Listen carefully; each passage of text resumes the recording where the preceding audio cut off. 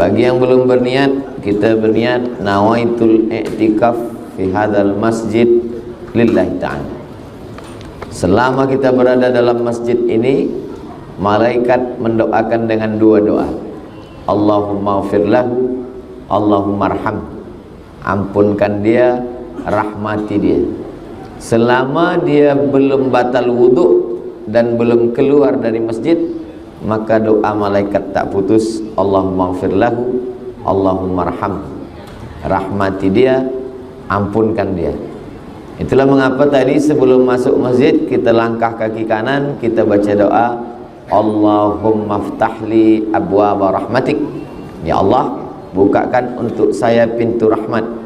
Karena bersesuaian dengan doa malaikat Allahumma ighfir lahu warham. Inna lillahi mi'ata rahmah. Allah punya 100 rahmat. Lalu kemudian yang 99 digenggam Allah, nanti dia bagi pada hari kiamat. Yang satu rahmat dia turunkan, berebut-rebutlah kita dengan makhluk yang lain.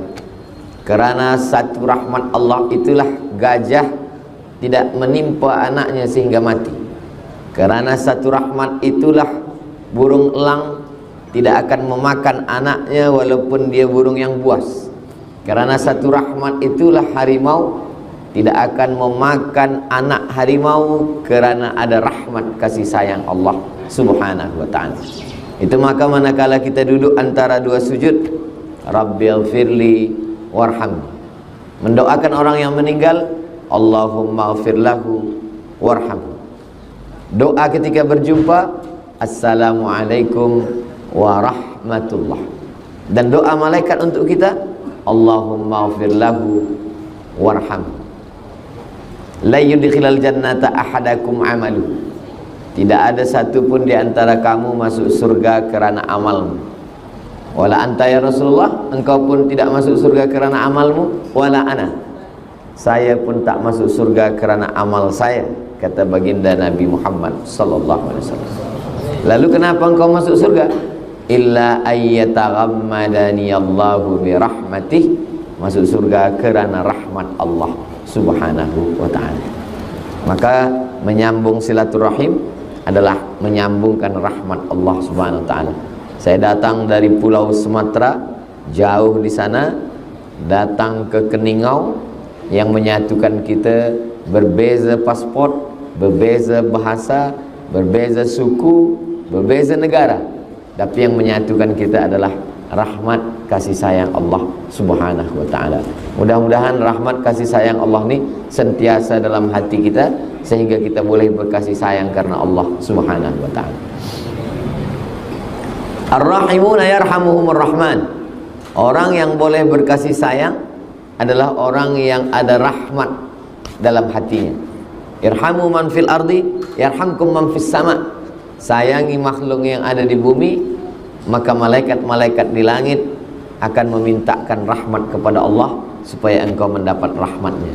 Itu hadis diriwayatkan sahabat Nabi, namanya Abdullah bin Amr bin As, dari Nabi Muhammad sallallahu alaihi wasallam. Maka biasa ulama hadis kalau dia menyampaikan hadis yang pertama sekali sebelum membaca Arba'in, sebelum membaca Riyadhus Shalihin, sebelum membaca Sahih Al-Bukhari, sebelum membaca Sahih Muslim, hadis yang pertama dibaca adalah Al-Musalsalat bil Awwaliyah. Maknanya seorang guru meriwayatkan hadis secara musalsal. Dia menerima dari gurunya hadis yang pertama, dia dengar dari gurunya. Gurunya menerima hadis yang pertama dari gurunya. Ar-rahimuna yarhamuhumur rahman, irhamu man fil ardi yarhamkum man fis sama. Orang yang mendapatkan kasih sayang Allah hanyalah orang yang ada rasa kasih sayang kepada sesama manusia. Irhamu man fil ardi, sayangi makhluk yang ada di bumi. Yarhamkum man fis sama, maka malaikat-malaikat di langit akan memintakan rahmat kepada Allah supaya kita mendapatkan curahan rahmat. Mudah-mudahan kita sentiasa mendapatkan itu semua insyaallah. Amin ya rabbal alamin.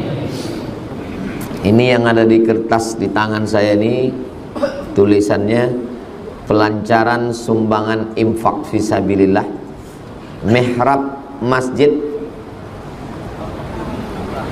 dan memperbaiki ruang wudhu muslimah Masjid Ar-Rahim Pekan Keniau, Sabah.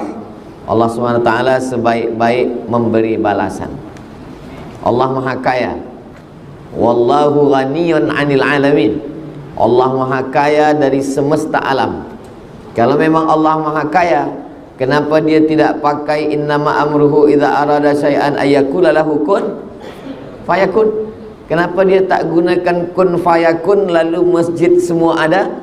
Maka kalau Allah pakai kun fayakun, masjid tegak, mihrab siap, tandas tempat semuanya sudah ready siap, lalu apa amal kita yang boleh mengalir hingga hari kiamat? Jadi banyak orang mengatakan, saya dah tolong masjid, saya dah tolong surau.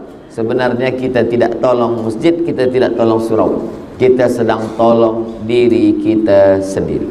Jadi itu yang pokok pangkal yang pertama kali mesti kita betulkan dalam fikiran kita. Kita tidak tolong masjid, kita tidak tolong surau, kita tidak tolong anak yatim, kita tidak tolong fakir miskin. Kerana ada tak ada kita, masjid tetap tegak berdiri. Kita tolong ataupun kita tolong, masjid tetap ada. Sampai hari ini tak ada masjid yang tumbang, tak ada masjid yang lapuk, semua tegak berdiri. Kita sebenarnya sedang menolong diri kita sendiri di hadapan Allah Subhanahu wa ta'ala. Mindset kita mesti kita luruskan. Sebab kalau tidak, kalau kita tolong masjid itu jadi, kita akan mengatakan kalau saya tak ada masjid tak jadi. Muncullah apa namanya ujub. Ujub artinya i'jabul mar'i binafsihi. Orang merasa ujub terhadap dirinya. Maka pokok pangkal yang pertama sebelum kita berwakaf, sebelum kita berinfak, sebelum kita bersedekah, saya bukan tolong masjid, tapi saya sedang tolong diri saya, kerana semua yang saya miliki ini akan tinggal. Maka kata Nabi SAW, kamu lebih sayang harta anak kamu daripada harta kamu sendiri. Kata sahabat, kami lebih sayang harta kami. Tidak. Kata Nabi, kamu lebih sayang harta anak kamu daripada harta kamu sendiri. Kata sahabat, kami sayang harta kami. Tidak. Kata Nabi, kamu lebih sayang harta anak kamu daripada harta kamu sendiri. Apa maksud cakap Nabi? Sebab semua yang kita miliki itu bila kita mati tinggal untuk anak kita. Rumah untuk anak, kereta untuk anak, kebun untuk anak, duit, semua yang tinggal untuk anak. Yang untuk kita, itulah yang kita masukkan ke dalam kotak infak, sedekah. Itu sajalah yang kita bawa mati. Maka kata Nabi, kamu lebih sayang harta anak kamu daripada harta kamu sendiri. Kerana harta kita sendiri yang kita bawa mati tak seberapa. Yang lebih banyak kita tinggalkan adalah untuk anak-anak kita. Ada seorang ulama sedang menengok orang sakit. Menengok orang sakit, ada lilin hidup. Lilin menyala hidup. Kemudian orang yang sakit tadi sakaratul maut, menghembuskan nafas yang terakhir, innalillahi wa inna ilaihi raji'un. Ulama tadi terus menghembus lilin, memadamkan, mematikan lilin. Padam lilin, gelap semua. Kata tetamu, ada orang meninggal, kita perlu lampu yang terang, kita nak takziah, kita nak baca yasin, kita nak tahlil. Kenapa ada orang mati kamu padamkan lilin? Kata ulama yang dekat lilin tadi, waktu dia hidup tadi, semasa dia hidup tadi, lilin ini punya dia. Tapi begitu roh dia keluar dari jasad, sekarang lilin ini sudah punya anak dia. Dan kita belum minta izin ke anak dia untuk menyalakan lilin ini. Apakah mereka izin atau tidak? Maka saya takut syubhat memakai harta orang belum izin. Itulah kenapa saya padamkan lilin. Sebab 1 second, 1 detik ketika nyawa keluar dari jasad, maka terlepaslah semua milik kita. Dia tidak lagi punya kita. Lilin yang tadi punya kita menyala hidup, tapi ketika roh keluar dari jasad, kita mesti padamkan itu lilin. Sebab dia bukan lagi milik kita, tapi sudah milik anak-anak kita. Dan ulama tidak mau memakai lilin kerana anak-anak almarhum belum memberikan izin. Tapi bila anak-anak ditanya, hai semua anak ahli waris, izinkah kamu bila lilin ini diguna hidup kembali? Kata mereka, kami izin. Barulah boleh dinyalakan lagi. Itulah kenapa banyak orang tidak mau datang tahlil. Sebab apa? Nanti bila dibagikan minum, dia takut minuman ini harta warisan yang belum dibagi. Bila dibagi makanan, dia takut makan, rupanya makanan ini adalah harta warisan yang belum dibagi. Maka satu daripada keluarga ahli waris bagikan iklan kepada semua hadirin hadirat yang berhadir, ini air minum dan makanan semua yang ada dah sedia. Ini bukan harta daripada warisan yang belum dibagi. Jangan kamu takut, jangan kamu segan. Ini adalah sedekah daripada anak-anaknya, supaya tetamu tidak ada berat hati, susah hati, dan tak sedap hati untuk minum dan makan. Bahkan di rumah itu pun, rumah itu tidak lagi punya almarhum. Lantai rumah itu sudah menjadi milik ahli waris dan mereka belum berbagi lagi. Bila kita bertamu ke rumah orang, assalamualaikum, idza sta'zana ahadukum salasan, kalau kita minta izin 3 kali, falam yu'zan, tak ada izin, falyarji, baliklah pulang ke rumah. Sekarang kita dah minta izin 3 kali dan rupa-rupanya rumah ini masih lagi musyarakah, berserikat, berkongsi. Istri dapat 1/8, anak lelaki dapat 2 bagian, anak perempuan dapat 2 bagian, dan mereka belum berbagi. Lantai yang kita duduk punya istri kah, punya anak lelaki kah, punya anak perempuan? Air minum yang akan kita minum, apakah ini punya istri, punya anak lelaki, atau punya anak perempuan? Makanan yang disuguhkan, yang jamuan malam, kita pun belum tahu. Itulah kenapa 1 dari 2 memberikan kata alu-aluan sambutan kepada semua hadirin hadirat yang datang, membacakan Yasin, Al-Fatihah, Qul Al-Falaq, An-Nas, bertahtim, bertahlil, berzikir semua. Ini adalah sedekah daripada ahli waris, sehingga tetamu pun makan jamuan dengan senang hati, tak ada rasa berat dalam hatinya. Begitu bahwa kita tidak punya apa-apa. Meninggal pukul 8 malam, jenazah diletakkan di tempat bilik tamu. Tidak ada orang yang mati pukul 8 malam, jenazahnya tetap dalam bilik kamar istri dia. Pukul 2 malam istri tidur di bilik tidur, jenazah kita diletakkan di tempat tetamu yang biasa datang. Kenapa? Karena tidak ada satupun orang yang mahu lagi sekamar dengan kita. Yang katanya kaulah bulan, kaulah bintang, siang dan malam terbayang-bayang, makan tak lelap, tidur tak kenyang, itu selama hayat di kandung badan. Selepas ruh keluar daripada jasad, itu hanyalah setakat bertanam tebu di tepi bibir, manis di ujung lidah, hanya tinggal kenangan saja. Dia hanya menunggu kita. Walladzina yatawaffawna minkum, suami-suami yang meninggal dunia, wa yadharuna azwajan, istrinya menunggu, arba'ata ashhurin wa ashra, 4 bulan 10 hari. Selepas 4 bulan 10 hari, dia pun akan dipinang oleh suaminya yang baru. Selepas itu say goodbye. Tapi jangan tazkirah petang ini membuat tuan balik ke rumah tidak lagi mesra, tidak lagi ada kata-kata cinta. Saya hanya ingin mengingatkan bahwa perjalanan sesaat di atas dunia, kita yang kekal abadi, kata Nabi SAW, yatsba'ul mayyita thalathun, ada 3 yang mengiringkan jenazah. Ramai. Ustaz Abdul Somad kalau mati meninggal dunia, ramai orang akan mengiringkan. Kata Nabi tidak. Yang mengiringkan hanya 3 saja. Yang pertama, maluhu, hartanya. Kereta, motosikal, selimut, kain, ikut mengiringkan, tapi tak sampai masuk ke dalam. Lama hidup banyak dirasa, jauh berjalan banyak ditengok. Saya sudah menengok kuburan orang Islam di Mesir, saya tengok kuburan orang Islam di Maghribi. Sampai saya 2-3 hari ada orang meninggal, saya tengok kuburan. Belum pernah menengok kereta masuk kubur lagi. Semua tinggal tempat parking. Yang kedua, ahluhu, istri, anak, cucu, menantu, semuanya tinggal. Lambat sembahyang gara-gara anak, anak tak ikut mati. Tak sembahyang gara-gara bini, bini pun diambil orang lain. Tak puasa gara-gara suami. Suami pun belum mati pun dah diambil orang. Yang senyum yang belum berbini pula. Apa yang akan kita bawa mati? Kata Nabi SAW, harta tinggal, keluarga tinggal. Wa yabqa wahidun, yang tinggal hanya satu. Apa dia? Wa amaluhu, amal.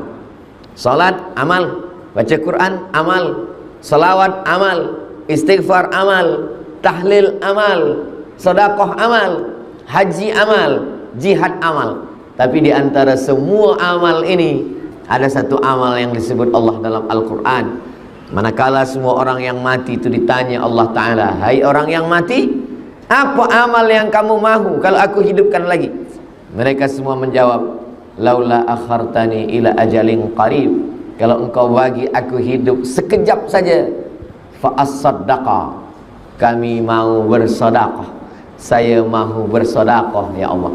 Maka tepat sekali sumbangan infak fisabilillah, mihrab masjid, memperbaiki ruangan wuduk.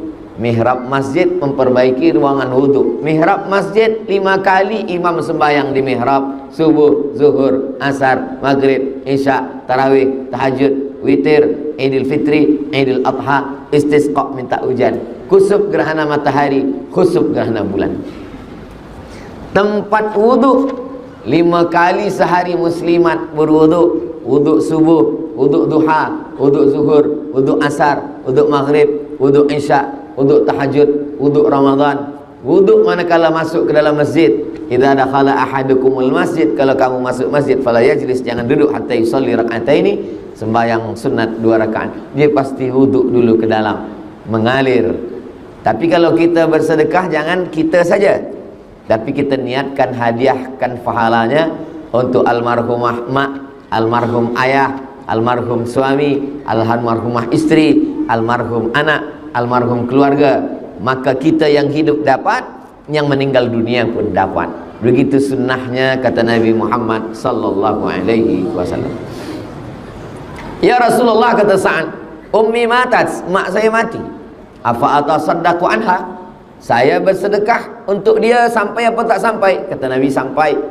Ayyu sadaqatu afdal, apa sedekah yang paling afdal? Kata Nabi, suqya al-ma, memberikan air minum.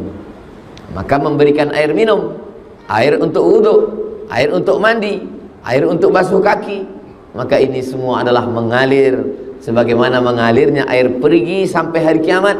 Begitulah amal jariah mengalir buat kita semua. Ini kesempatan yang amat sangat baik. Bukan kita nak tolong masjid, kita tak perlu tolong masjid, masjid punya Allah, Allah Maha Kaya. Kita sedang menolong diri kita sendiri, sebab yang lain semua tinggal, semua putus. Dalam Sahih Muslim apa kata Nabi? Idza matal insan, kalau manusia mati, inqata'a, putus.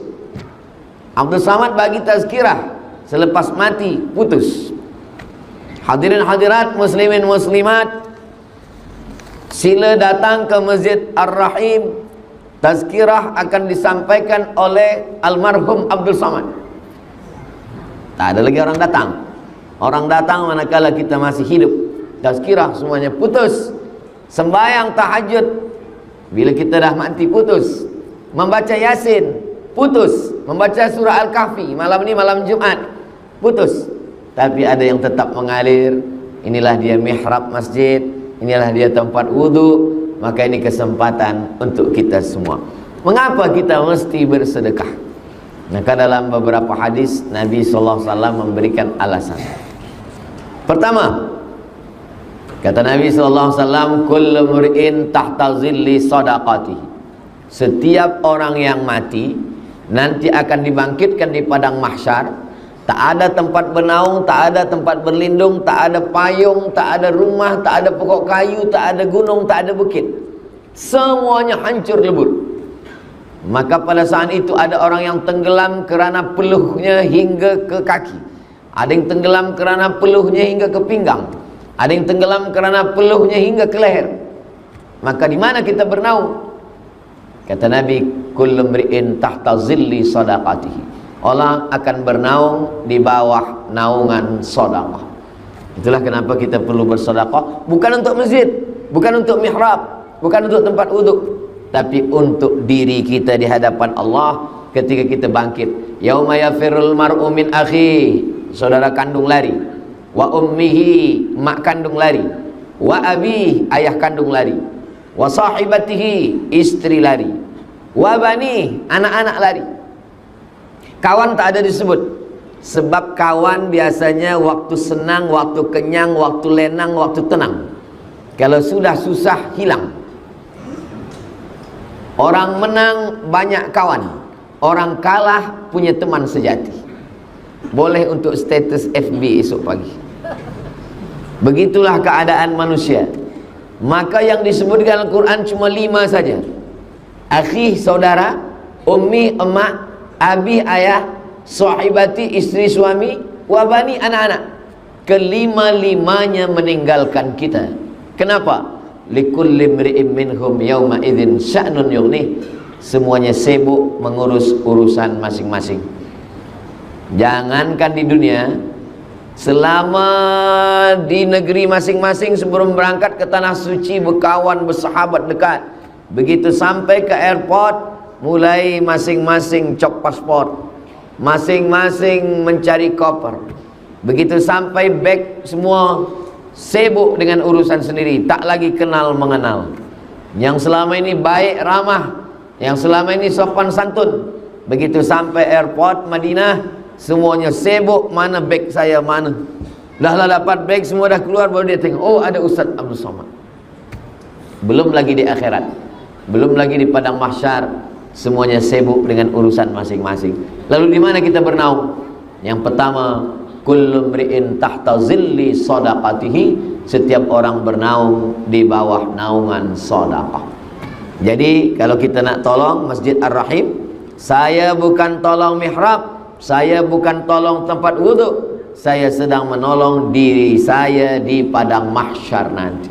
Begitulah niat kita dalam hati.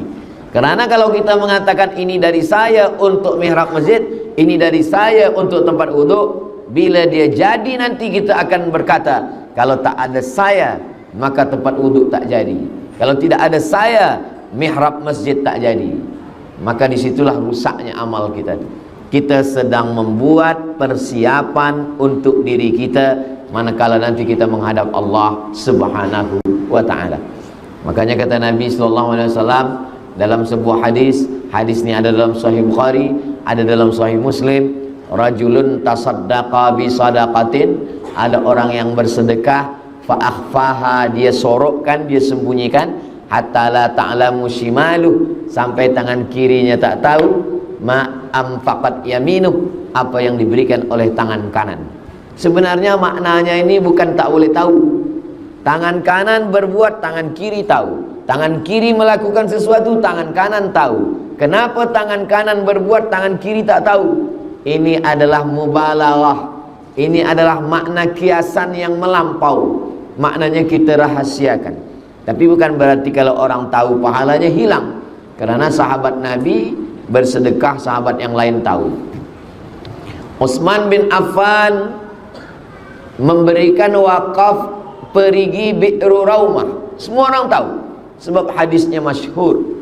Abu Talhah memberikan perigi namanya Bayrahah di depan Masjid Nabawi. Semua orang tahu. Abu Dihdah memberikan 600 batang pokok kurma. Semua orang tahu. Abdurrahman bin Auf memberikan sedekah kepada pejuang yang ikut perang Badar. Semua orang tahu. Itu menunjukkan bahwa kalau orang lain tahu, amal kita tetap baik. Yang tak boleh itu adalah riya dan sum'ah. Riya mempertontonkan amal, menampakkan amal. Sum'ah memperdengar-dengarkan amal kepada orang lain. Adapun kita berbuat orang lain tahu, kita jaga hati kita. Lalu box infak di hadapan kita.